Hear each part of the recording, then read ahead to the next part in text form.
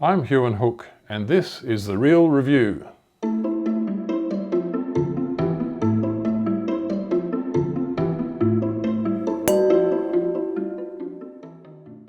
wine we're tasting today is Holm Oak Vineyards, the Wizard Pinot Noir 2018 from the Tamar Valley region of northern Tasmania. Holm Oak is a property in the Tamar region of Tasmania, which is up in the northern part of the state. The vineyard takes its name from some very old Holm oak trees. It's a variety of oak tree which are planted on the property and which are still there. I think they were planted in the 1930s. And oddly enough, there's a link to this wine we're about to taste because the Holm oak was planted for tennis racket wood at a time when tennis rackets were made of timber, long before carbon fibre was invented. And it was an Australian tennis racket company which planted these trees, but apparently they weren't good enough for, the oak was not good enough for tennis rackets.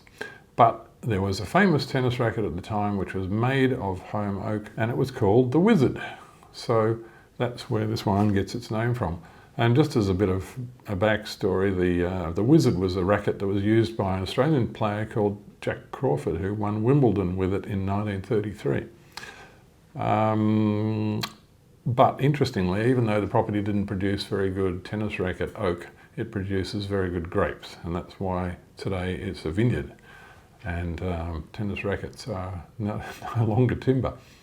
This property, the vineyard, was planted by a family called Butler back in the day, 1983, and they sold it to the Duffys, Rebecca and Tim Duffy, who were a young couple at the time, who were just starting out on their journey together.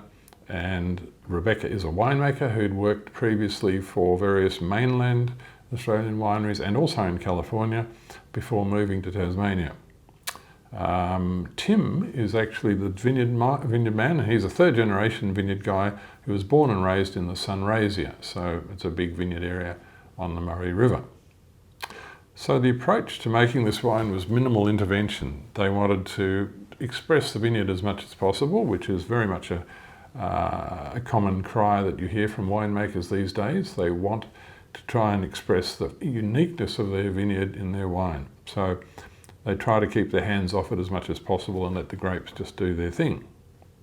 So this wine was fermented by natural means. In other words, there were no yeast added to it. I think wild fermentation, and most winemakers now seem to think that wild fermentation contributes to the terroir more than using a cultured yeast. So if the yeast are part of the vineyard biology, they will help you express the uniqueness of the wine. That's the thinking anyway.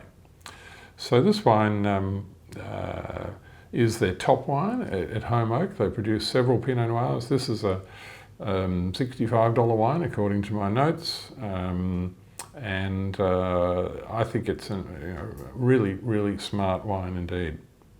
It's not so much a vineyard selection as a barrel selection, so they choose their best barrels of wine, and in January 2019 they selected this from the 2018 vintage, and there were 30 barrels, which is quite a lot of barrels of a top wine like that, so good for them. 60% new oak and 40% one-year-old oak barrels. So what does this wine taste like? It's as you expect with Pinot Noir, it's not a particularly dark colour, but it's nice, good depth. It's not wishy-washy, it's not thin and watery, but it's a light, bright crimson with a good purple tinge around the edge of the meniscus. Exactly what you'd hope for in a young Pinot Noir. Smell it, and we're giving it a good swirl in the large plum glass, so nice big bowl to capture plenty of perfume. And the first nose is very smoky. It's as if they've used some slightly charry barrels in the makeup here, which can give you a slightly charred, burnt kind of smoky character. But underneath that, the more you swirl it and the more it's exposed to the air, the more you get the dark cherries coming through.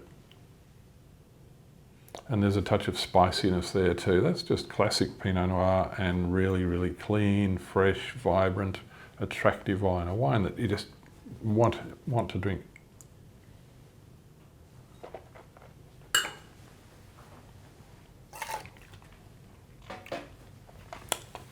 The intensity is really good. It's light on the palate, but intense. Like a really good Tasmanian Riesling or Chardonnay. They're light in weight, but they're intense. But this wine, of course, because it's a red wine, it has the extra benefit of tannin, so you've got totally different structure to the palate. It's got some grip. It's got some tannin cleaning and drying off the aftertaste, so that you've got a refreshing factor from the tannin there, tannin and acidity combining. But the acidity is beautifully balanced. You don't feel the acidity. I don't like to taste acid in red wine. If I taste acid in red wine, it's unbalanced to my palate. This wine is soft and harmonious on the finish, dark cherries, dark plums, gorgeous flavour, and structure to go on. I think this wine will last quite well with a bit of age. So how do we rate this wine, this Holm Oak Pinot Noir, the Wizard 2018? Great name for a wine, the Wizard, really, isn't it? 96 out of 100, we scored it, which is a high gold ribbon score. And it's rated number 3 out of 106 Pinot Noirs from Tasmania from that vintage, 2018.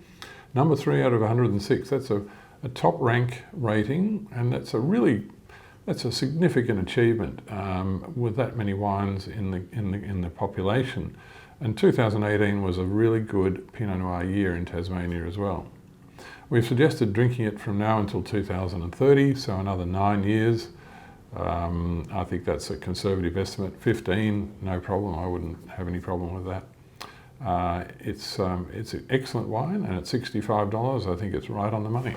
So what food would we drink with the wine like this? And of course, we always ask the winemakers for a recommendation, and Rebecca and Tim Duffy have suggested venison. So they've been very simple and brief and straightforward there, venison. So how you'd like to cook your venison is up to you. I've cooked venison very few times, but one time I braised venison with cherries in a casserole, and it was outstanding. And I reckon the cherries, if you could find that recipe, venison braised with cherries is, the cherries of course would strike a nice chord with the Pinot Noir flavours. That would be a really good match in my opinion. So, cheers to that.